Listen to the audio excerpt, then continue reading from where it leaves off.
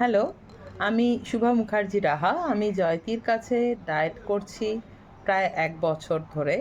তো এই ১ বছরে আমি যে বেশ অনেকখানি ওয়েট কমিয়েছি এমন না। আমি ওবেসিটি থেকে এখন ওভারওয়েট ক্যাটেগরিতে এসেছি।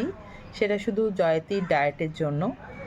শুধু তাই নয়, আমার কতগুলো প্রবলেম ছিল, ফিজিক্যাল প্রবলেম ছিল। আমার আর্থ্রাইটিসের প্রবলেম ছিল। সেটা এতটাই সাংঘাতিক ছিল যে ডাক্তার আমায় বলেছিল যে ইমিডিয়েটলি ওয়েট কমাতে না পারলে হতে পারে আমাকে কিছু বছরের মধ্যে নি রিপ্লেসমেন্ট করতে হবে। সেই জায়গা থেকে আমি ওভারকাম করে এখন আমি রীতিমতো স্টেজে ডান্স পারফর্ম করতে পারছি।